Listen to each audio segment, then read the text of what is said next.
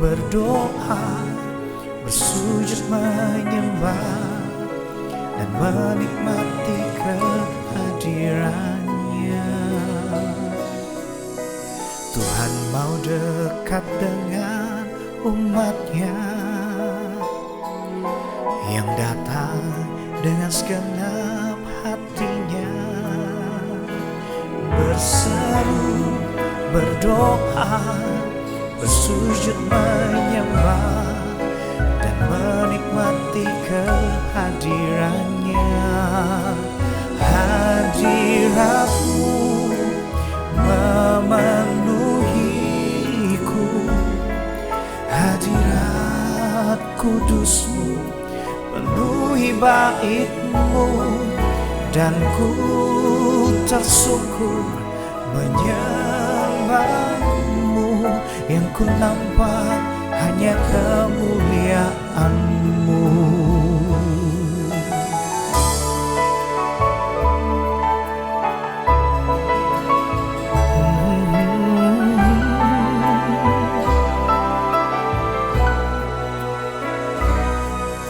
Tuhan hadir di bait kudusnya saat umat mencari wajahnya, berseru, berdoa, bersujud menyembah, dan menikmati kehadirannya. Tuhan mau dekat dengan umatnya yang datang dengan segenap hatinya, berseru, berdoa, bersujud menyembah, dan menikmati kehadirannya. Hadiratmu memenuhiku, hadirat kudusmu penuhi baitmu, dan ku tersyukur menyembahmu. Yang ku nampak hanya kemuliaanmu.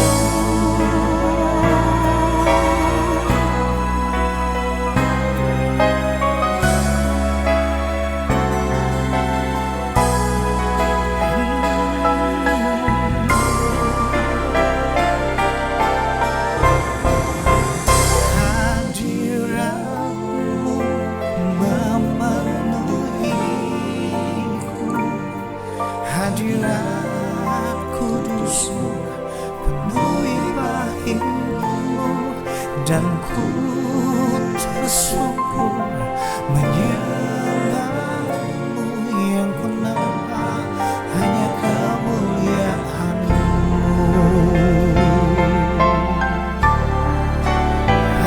Hadiratmu memenuhiku, hadirat kudusmu penuhi baitmu, dan ku tersyukur menyembahmu. Yang ku nampak hanya kemuliaanmu. Yang ku nampak hanya kemuliaanmu.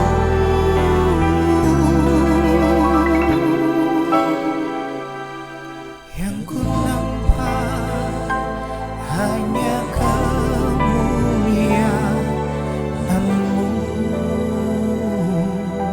Terima kasih Tuhan, terima kasih Yesus, untuk hadiratmu, hadiratmu bagi kami. Hadiratmu menguatkan kami, hadiratmu memulihkan kami, menyembuhkan sakit kami. Terima kasih Tuhan Yesus. Terima kasih Tuhan.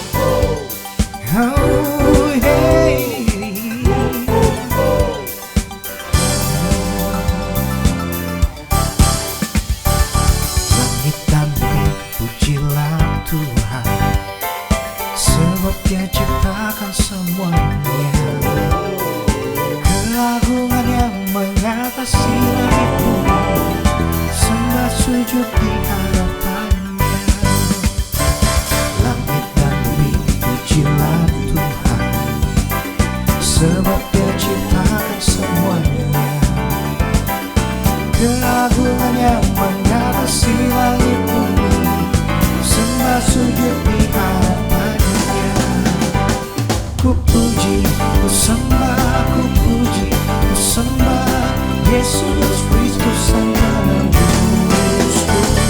Ku puji, ku sembah, ku puji, ku sembah Yesus Tuhan dan Rajaku. Oh yeah.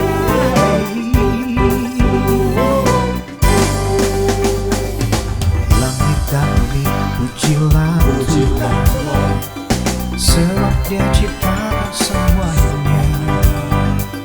Keagungannya mengasihi langit bumi, sembah sujud di hadapannya. Langit dan bumi pujilah Tuhan, sebab Dia ciptakan semuanya. Keagungannya mengatasi langit bumi, sembah sujud di hadapannya. Ku puji, ku sembah, ku puji, ku sembah Yesus Kristus Sang Penebusku.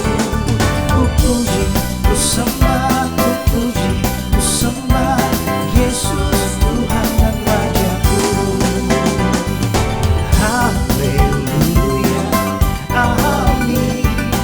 Haleluya, amin. Haleluya, amin. Haleluya, amin.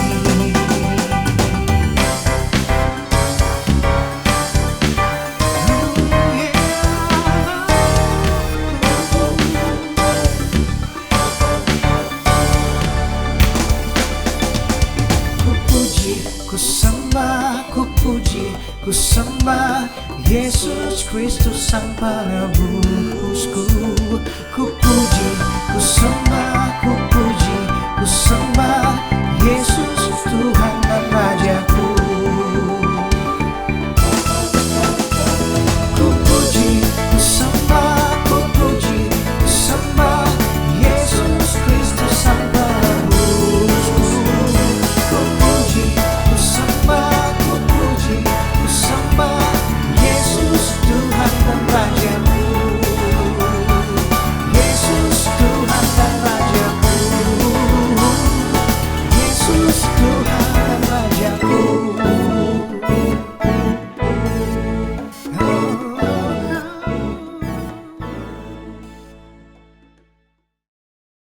Shalom FCC, kembali kita berjumpa di minggu pertama ini. Saya akan membahas sebuah tema khotbah yang sangat unik dan judulnya adalah Faith and Medicine, iman dan pengobatan atau kesembuhan. Kerap kali orang memisah-misahkan antara ilmu kedokteran atau kesehatan, obat-obatan itu dengan iman. Nah, saya berdoa kiranya pada kesempatan kali ini saudara bisa mengerti bahwa semua ilmu yang ada di muka bumi ini termasuk ilmu kedokteran dan kesembuhan kesehatan itu berasal dari kebenaran firman Allah. Bahkan ketika Yesus ada di muka bumi, 60-70% mujizat yang dia lakukan adalah kesembuhan. Oleh karena itu sebelum kita mulai, kita akan berdoa terlebih dahulu ya saudara sekalian. Dan saya percaya semoga pada kesempatan kali ini saudara mendapatkan sesuatu pola pikir mindset yang baru sehingga hidup saudara dan saya berubah mengenai kesehatan. Ya, mari kita berdoa terlebih dahulu. Bapa, di dalam nama Tuhan Yesus, Engkau urapi hamba-Mu dan siapapun yang mendengarkan kebenaran firman-Mu dan dimanapun mereka berada. Biar kiranya pengertian yang baru, mindset yang baru mengenai kesehatan itu boleh kami terima dan kami alami. Karena kami tahu tubuh kami adalah bait Allah dan Engkau senang berada di tubuh yang sehat. Terima kasih Allah Roh Kudus, Kau berkati firman-Mu dan siapkan setiap hati untuk mendengar kebenaran firman-Mu ini. Terima kasih Allah Roh Kudus, dalam nama Tuhan Yesus kami berdoa. Amin. Oke, saya akan memulai dengan firman Tuhan yang berasal dari Yohanes 8 ayat 32 yang berkata begini. Jikalau engkau mengenal kebenaran, maka kebenaran itu akan membebaskanmu. Di dalam bahasa Inggris, if you know the truth will set you free. Kebenaran itu adalah Yesus sendiri. Dikatakan di dalam Yohanes 14 ayat 6, Yesus berkata, "Akulah jalan dan kebenaran dan kehidupan." Apa maksud dari firman ini, saudara sekalian? Ketika kita mengenal Tuhan Yesus dan ketika kita percaya kepada Tuhan Yesus dan menerima Yesus sebagai Tuhan dan Juru Selamat, kebenaran itu ada di dalam kehidupan kita, maka ada area-area di dalam kehidupan saudara dan saya yang mengalami keterikatan, yang mengalami gangguan, yang mengalami kegagalan terus-menerus selama ini, maka akan dibebaskan.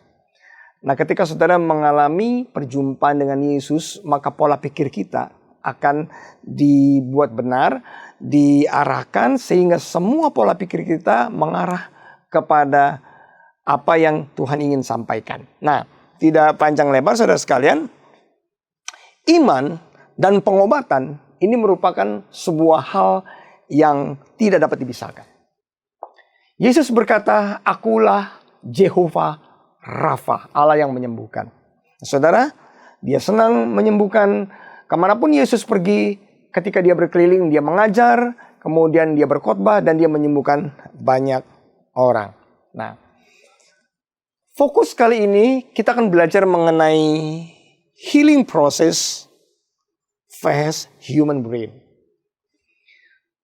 Tahukah saudara, di dalam ilmu kedokteran bahwa otak manusia itu sangat memiliki peranan penting di dalam proses kesembuhan manusia. Hampir sebagian obat-obatan yang kita minum dan hampir semua terapi dan tindakan medis yang dilakukan oleh para dokter itu selalu berhubungan dengan proses yang ada di otak manusia. Atau yang kita kenal dengan pola pikir kita.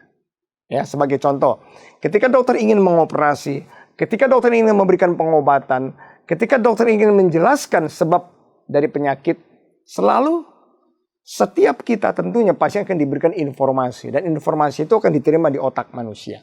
Ya, baik informasi itu buruk, baik, atau informasi-informasi yang bersifat membangun atau menakutkan, dan itu akan dicerna, dan dari otak manusia itu akan timbul reaksi. Ya, baik itu reaksi yang baik atau reaksi yang buruk. Nah, kita akan belajar bahwa Alkitab begitu details, ya, mengajarkan kepada saudara dan saya betapa pentingnya kita menggunakan otak kita. Ya, bukan hanya untuk berpikir, tetapi untuk membentuk hidup dan masa depan kita.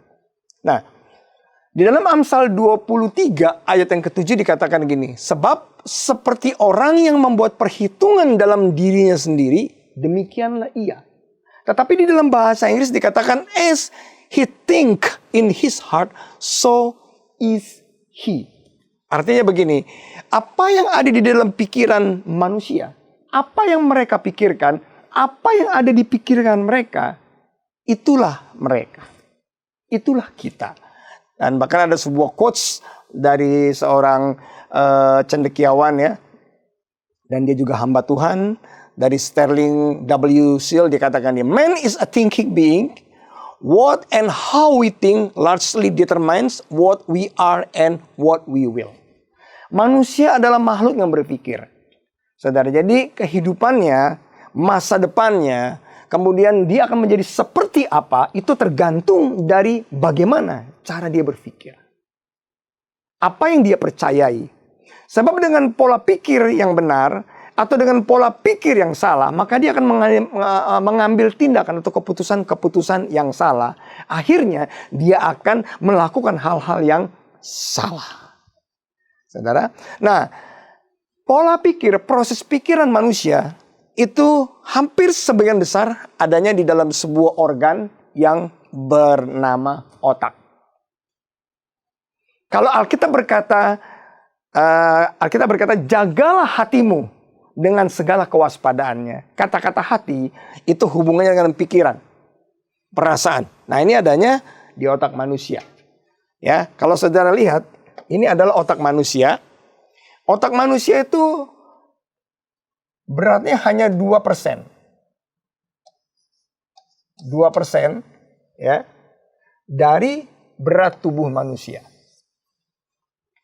Dan kira-kira beratnya hampir 500 miligram. Hanya sekepal. Tetapi inilah pusat daripada pikiran, perasaan, keinginan, kehendak, keputusan-keputusan yang saudara dan saya perbuat adanya di sini.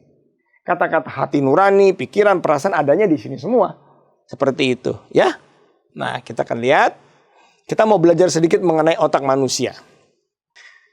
Ini saya memberikan kepada saudara sebuah perumpamaan betapa hebatnya Allah kita.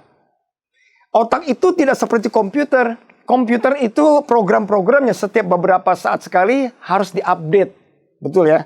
Tetapi otak manusia, saudara boleh lihat, ini secara scientifically dikatakan gini, berapa sih kapasitas otak manusia? Otak manusia itu hitungannya udah bukan gigabyte, bukan lagi terabyte, tetapi pentabyte. Kalau kita lihat pentabyte itu kalau nggak salah itu 1 triliun dari Mbps. Kalau 1 triliun Mbps itu disamakan 760 juta buah floppy disk berkapasitas 1,44 megabyte. Nah ini floppy disk yang lama ya. Atau 223 ribu buah DVD yang berkapasitas 4,7 gigabyte DVD. Nah, yang lebih simpel dikatakan gini, ukuran otak manusia itu dapat menyimpan lagu berdurasi selama 2000 tahun. Satu lagu, pokoknya 2000 tahun isinya lagu semua gitu. Makanya Tuhan itu Allah yang ajaib. Dan otak manusia itu tidak pernah mengalami perubahan sejak diciptakan. Nah, jadi berapa sih harga otak manusia kalau kita komersialisasikan? Kalau kita hitung tadi dari segi berapa kapasitas memori yang dia bisa simpan. Saudara perhatikan baik-baik ya. Kalau otak manusia itu kita jual harganya nah segini nih. 93.449.370 $. Betapa dahsyatnya. Nah, dibutuhkan server untuk menampung apa itu namanya hard disk sebesar 10.814 kali lapangan sepak bola. Makanya otak ini adalah organ yang sangat-sangat unik. Ya, dikatakan membutuhkan 472 the world largest data centers. Dari Google punya data center nih. Satu aja udah besar ya. 472-nya baru bisa menyamakan dengan satu otak manusia. Makanya kita harus terkagum-kagum dengan Tuhan. Dan sayangilah otak saudara. Ya. Oke, secara singkatnya begini saudara. Manusia itu terdiri dari 3 unsur. Ya. Ada roh, ada jiwa, dan ada tubuh. Tubuh adalah bagian yang kelihatan.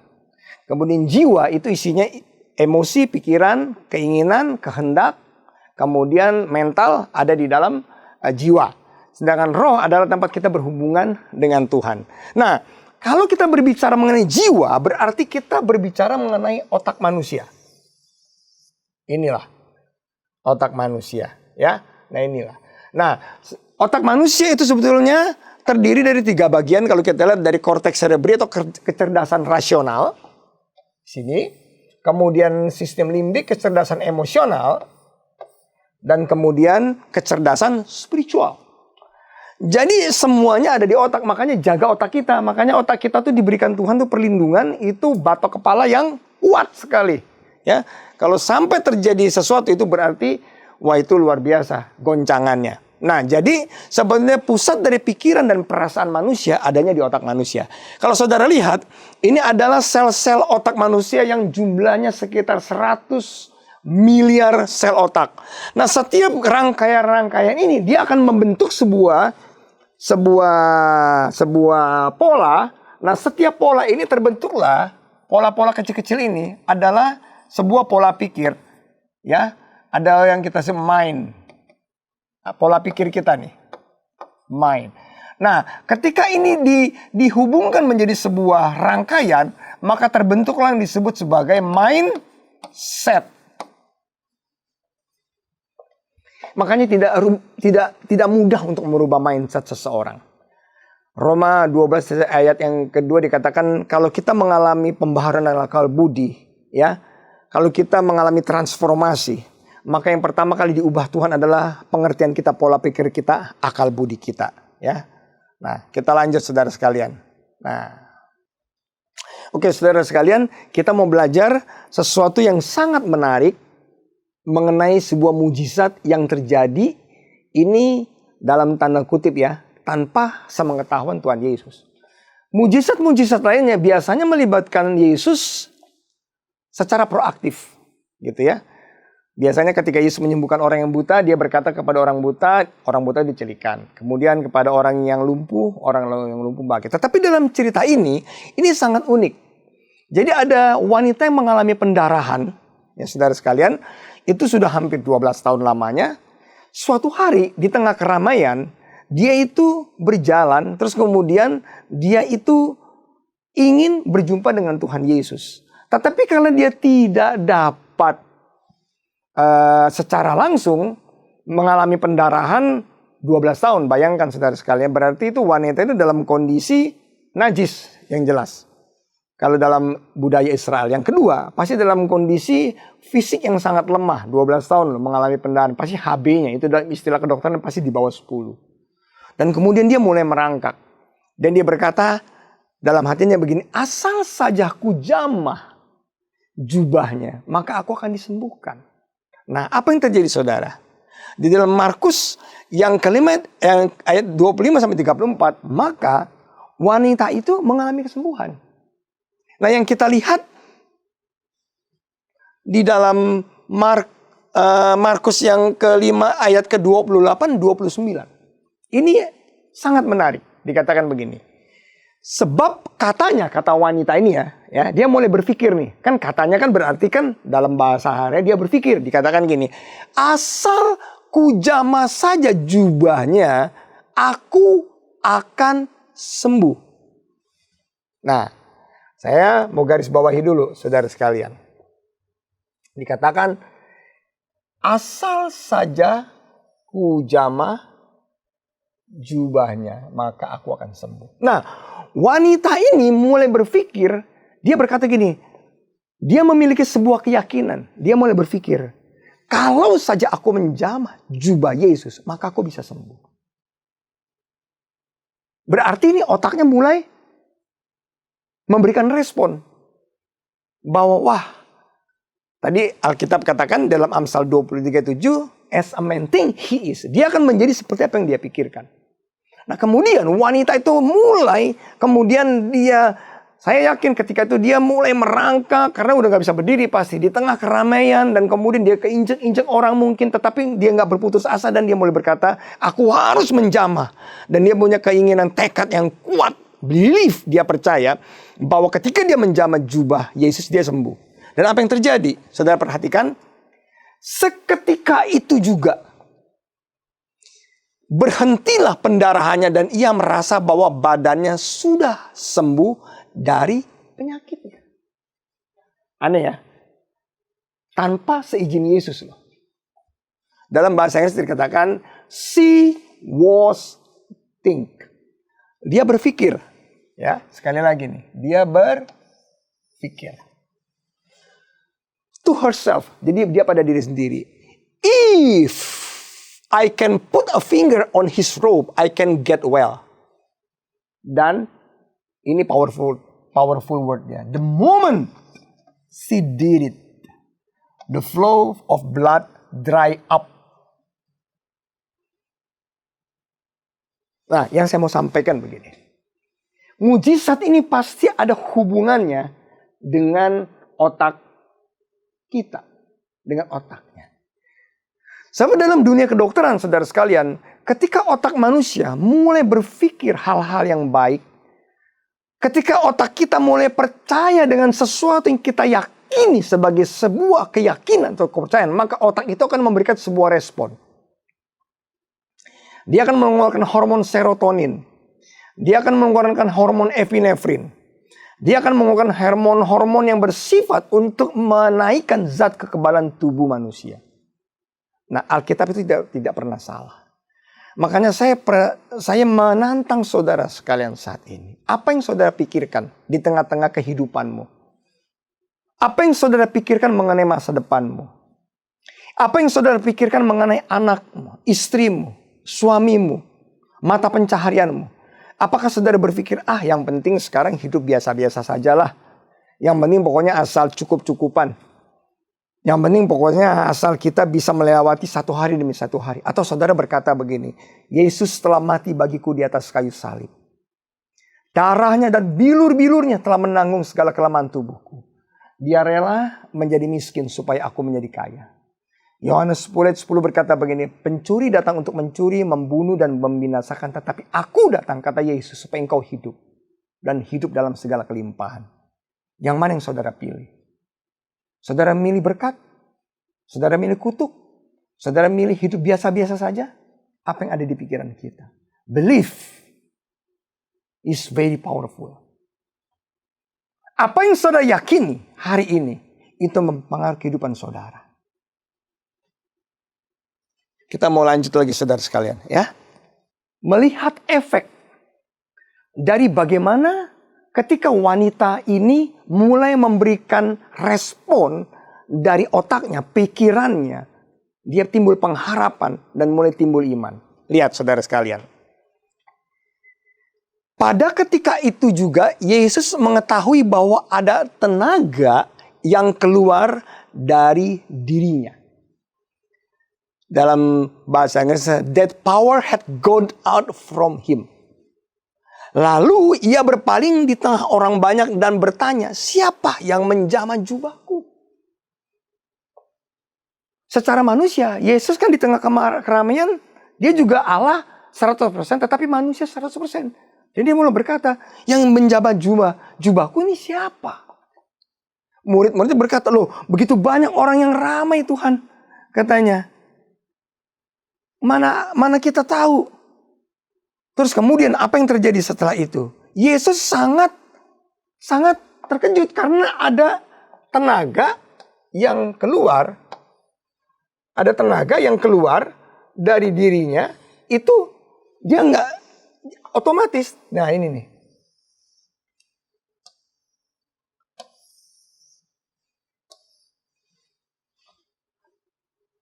Jadi ada kuasa.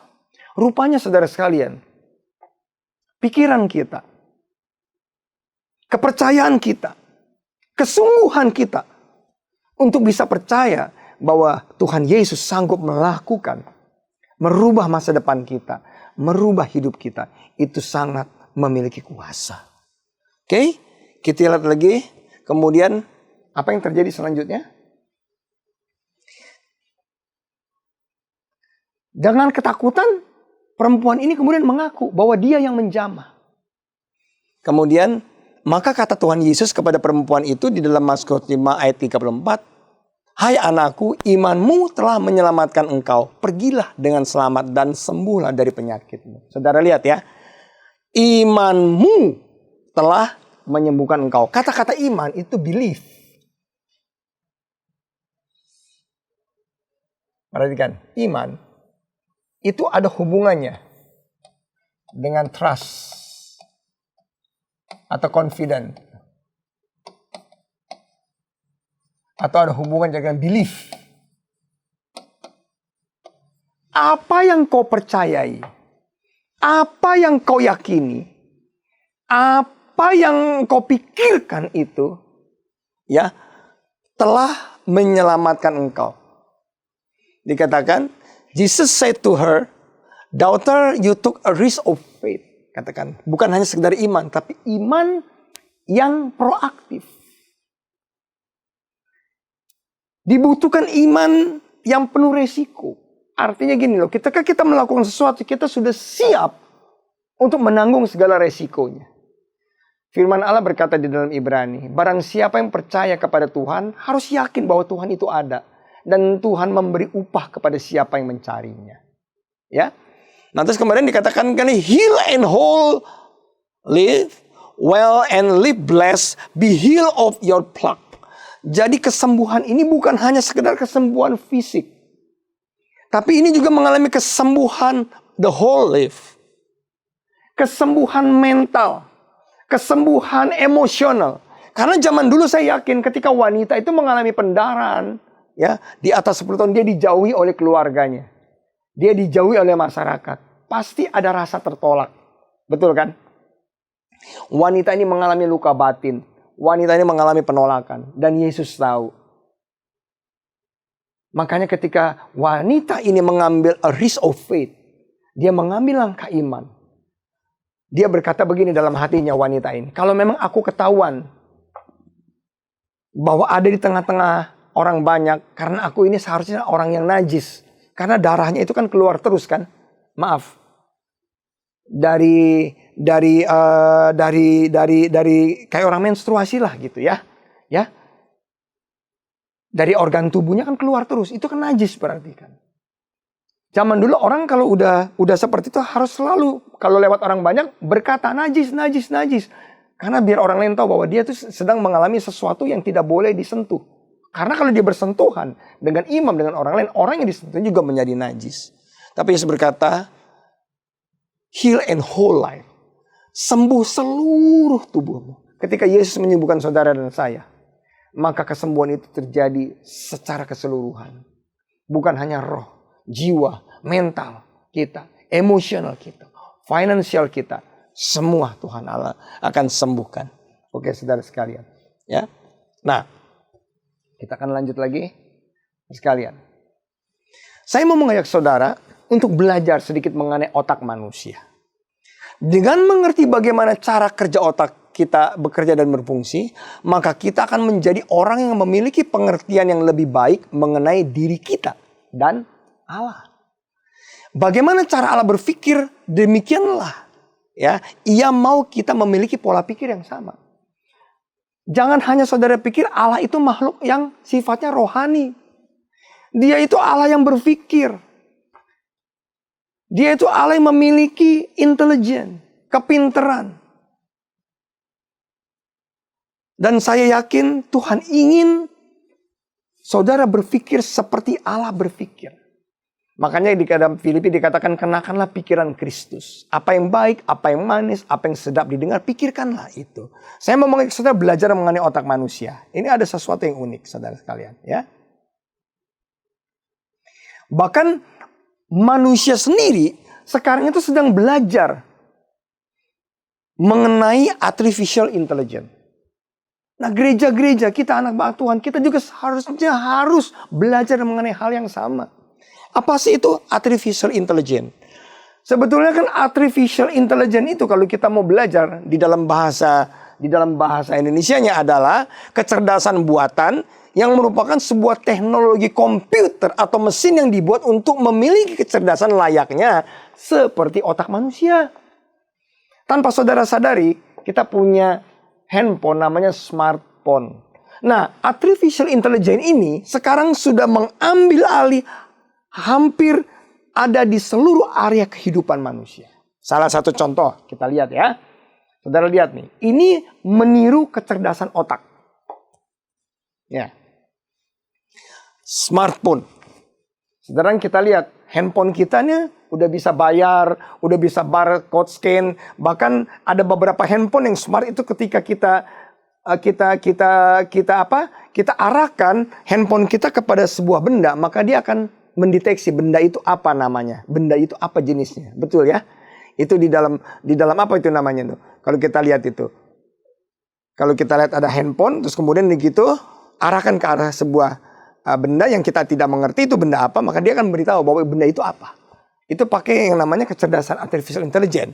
Kemudian di dalam security, surveillance, ya, bagaimana CCTV, kemudian face recognition, pengenalan wajah mengenai CCTV itu juga artificial intelligence. Ya, kalau di China atau negara-negara maju itu di mana-mana CCTV jutaan. Jadi saudara mukanya itu bisa dikenal. Lama-lama kita juga masuk mall, kemudian atau kita juga keluar masuk bandara, kita nggak perlu lagi pakai paspor, karena muka kita udah dikenal. Itu juga artificial intelligence. Kemudian navigasi.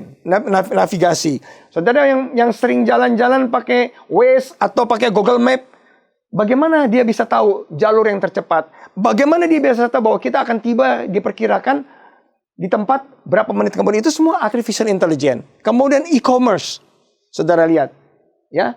Kemudian kita lihat di sekarang penjualan yang lewat HP, kemudian begitu sekarang ada Tokopedia, Shopee, kemudian dan lain-lain, itu semuanya Amazon itu juga pakai artificial intelligence. Kemudian kita lihat banking, kemudian financial sector.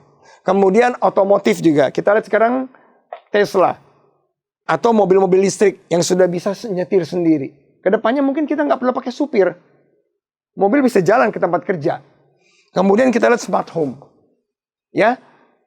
Jadi di dalam rumah semua udah diatur. Kalau di atas jam 5 lampu nyala sendiri. Kemudian jam 6 pagi lampu mati semuanya. Kemudian bahkan rumah bisa mengenali suara si pemiliknya, pintu bisa terbuka sendiri. Nah, itulah artificial intelligence. Nah, saudara sekalian, otak manusia itu begitu luar biasa. Jumlah neuronnya kira-kira ada 100 miliar. Nah, apa yang saya mau sampaikan, coba saya sampaikan mengenai khotbah kita kali ini. Apa yang mau kita pelajari, saudara sekalian? Nah, Roma 12 ayat yang 1, mari kita baca Roma 12 ayat 1 dan 2, persembahan yang benar. Karena itu saudara-saudara, demi kemurahan Allah, aku menasihatkan kamu supaya kamu mempersembahkan tubuhmu sebagai persembahan yang hidup, yang kudus, yang berkenan kepada Allah. Itu adalah ibadah yang sejati. Saya garis bawahi, mempersembahkan tubuhmu.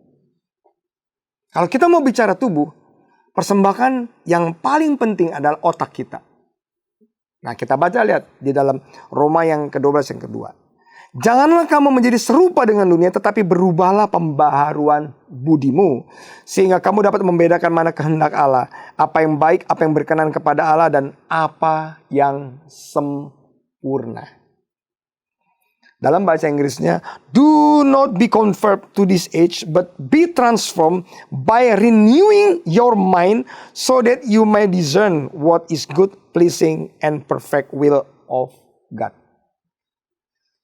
Perubahan akal budi itu adanya di otak manusia. Yang saya ingin sampaikan kepada saudara, hati-hati dengan apa yang kita pikirkan dengan masa depan kita. Hati-hati apa yang sedang kita percayai dengan kehidupan kita. Saudara, Yesus sekali lagi telah memberikan nyawanya di atas kayu salib. Dia jawaban atas setiap masalah saudara. Yohanes 14 ayat 6 berkata, akulah jalan, akulah kebenaran, dan akulah kehidupan. Ketika Yesus berkata dia jalan, berarti dia sanggup memberikan kepada saudara akses. Dia sanggup memberikan kepada saudara jawaban. Dia sanggup memberikan kepada saudara pemecahan masalah apapun yang menjadi kebutuhanmu. Percaya itu, ketika otak kita percaya, kemudian itu meresponi dengan benar firman itu, maka firman bukan hanya sekedar jadi logos, tetapi menjadi rema. Dan saya yakin, ketika kita percaya, maka hidup kita berubah. Otak kita akan memberi respon yang berbeda. Nah, yang Tuhan mau, kita harus mengalami perubahan mindset. Yang tadi itu dari sel-sel otak kita. Tidak mudah untuk kita merubah mindset. Bagaimana caranya supaya mindset kita berubah? Bagaimana supaya pola pikir kita berubah? Dan bagaimana supaya neuron-neuron kita yang tadi itu yang berbentuk lingkaran-lingkaran itu terus kemudian dia mulai terus kemudian berubah. Ini kan sebetulnya terbentuk dari pola pikir nih. Berpuluh-puluh tahun. Ini adalah bentuk dari pola pikir kita nih. Yang salah.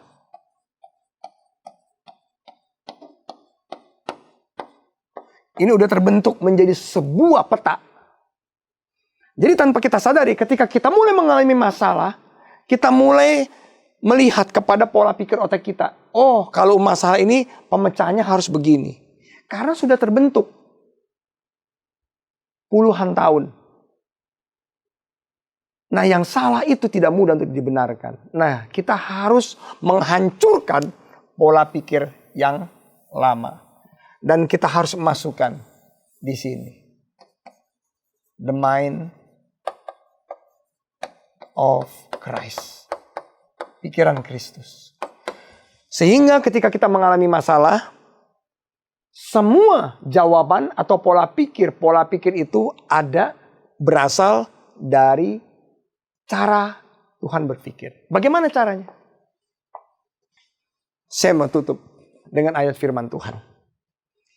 Kalau saudara mau hidupmu berhasil, pola pikir kita mau diubah, satu-satunya cara gantikan dengan peta yang baru. Karena itu kan pola pikir kan itu terbentuk seperti peta ya.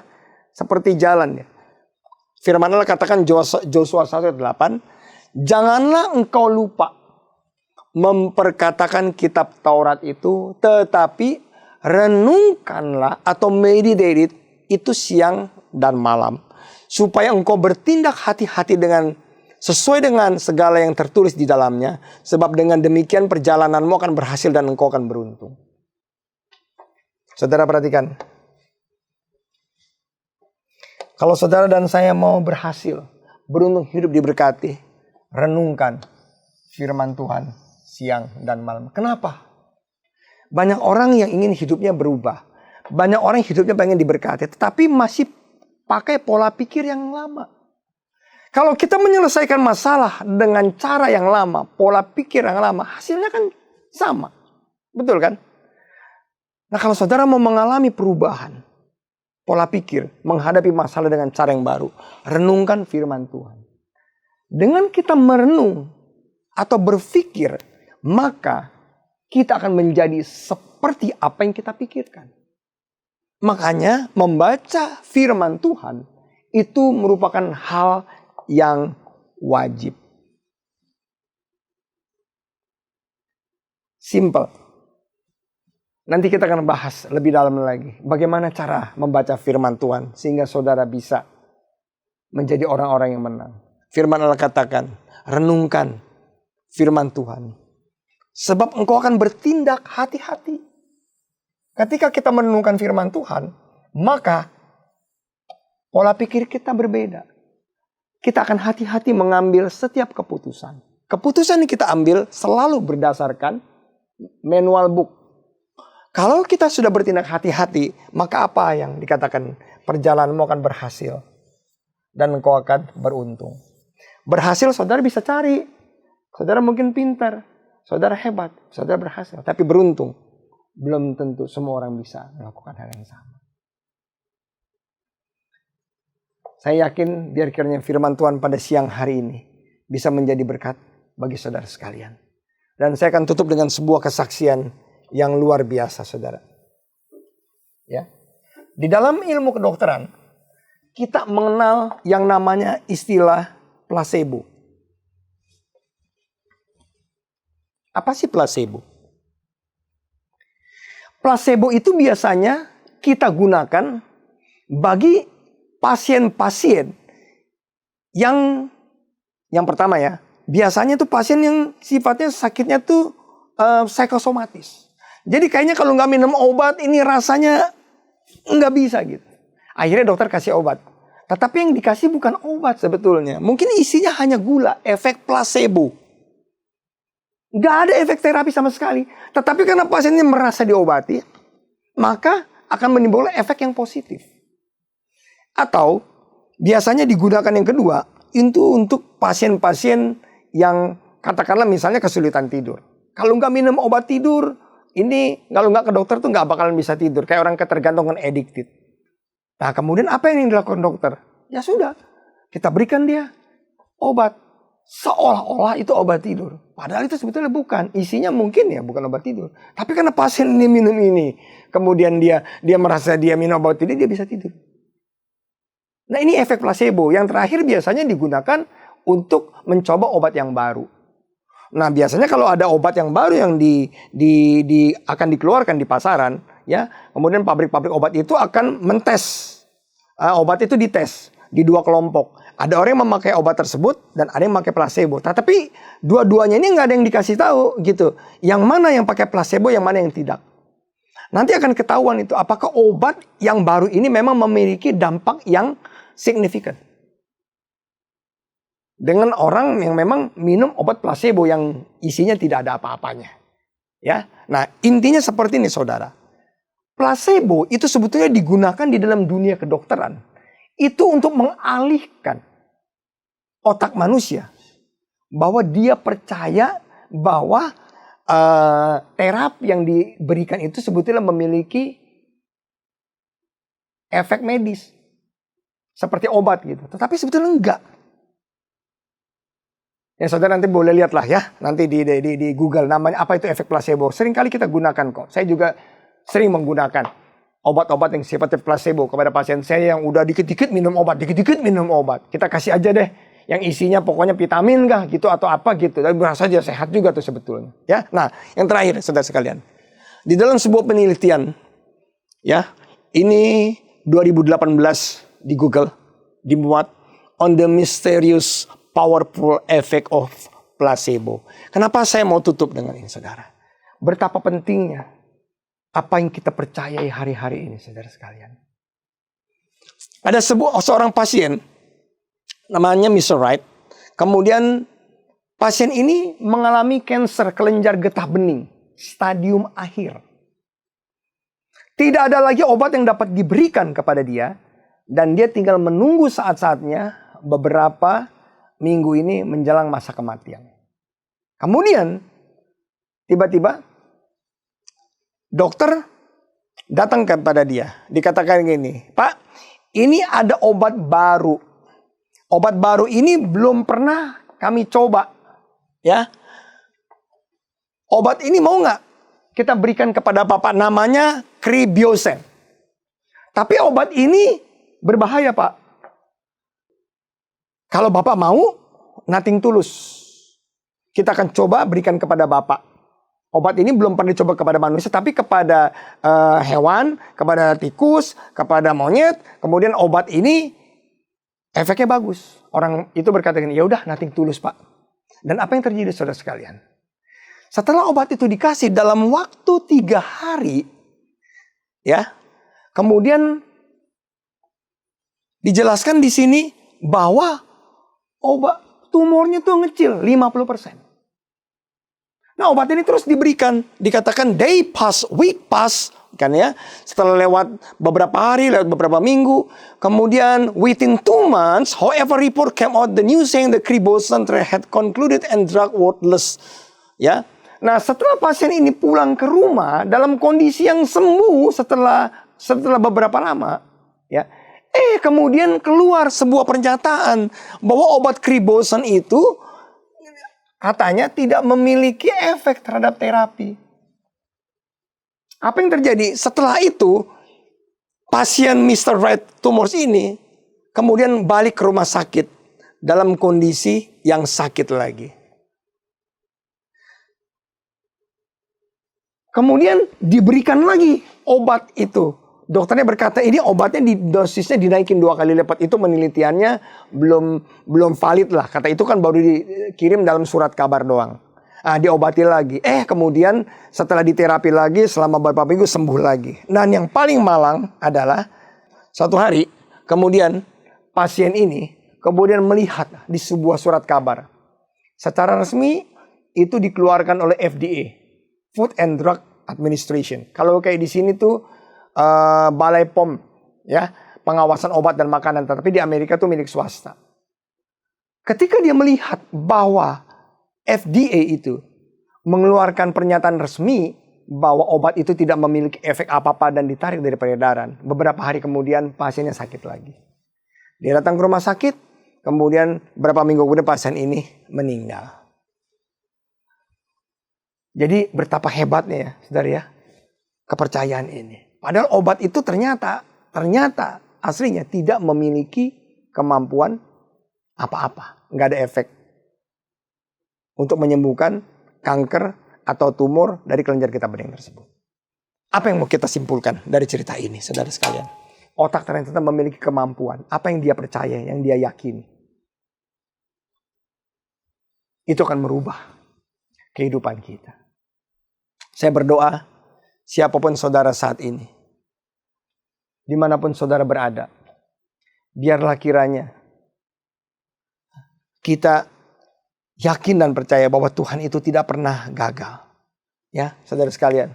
Ibrani 11 katakan iman adalah dasar dari segala sesuatu yang kita harapkan dan bukti dari sesuatu yang tidak kita lihat. Dalam bahasa Inggrisnya, by faith we understand now faith is the substance of things happen for the evidence of things not seen. Bayangin ya, bukti tetapi dari sesuatu yang tidak kelihatan. Percaya, Tuhan itu ada. Tuhan Yesus telah mati bagi saya dan saudara di atas kayu salib. Kalau saudara hari ini belum menerima Tuhan Yesus, undang dia di dalam hatimu. Sesuatu yang baru terjadi dalam hidupmu. Percayalah. Segala kelemahan tubuhmu, kutuk, sakit penyakit telah ditanggung di atas kayu salib. Tuhan Yesus memberkati.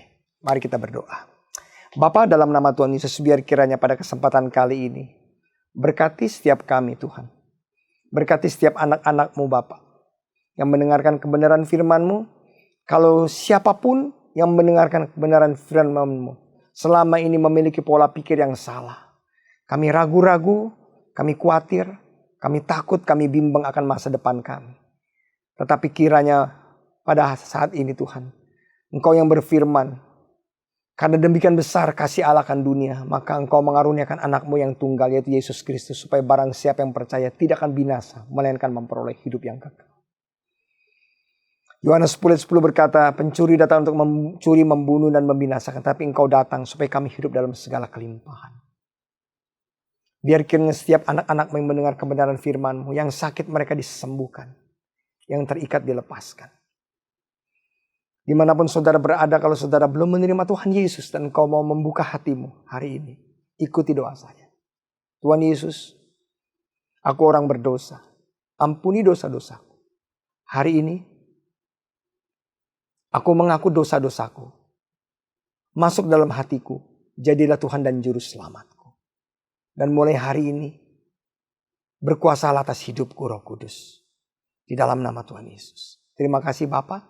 Mari angkat kedua tanganmu. Biar berkat yang terbaik dari Allah Bapa di dalam nama Tuhan Yesus, persekutuan yang manis dengan Allah Roh Kudus menyertai kita semua mulai hari ini sampai Tuhan Yesus datang, bahkan sampai selama-lamanya. Amin.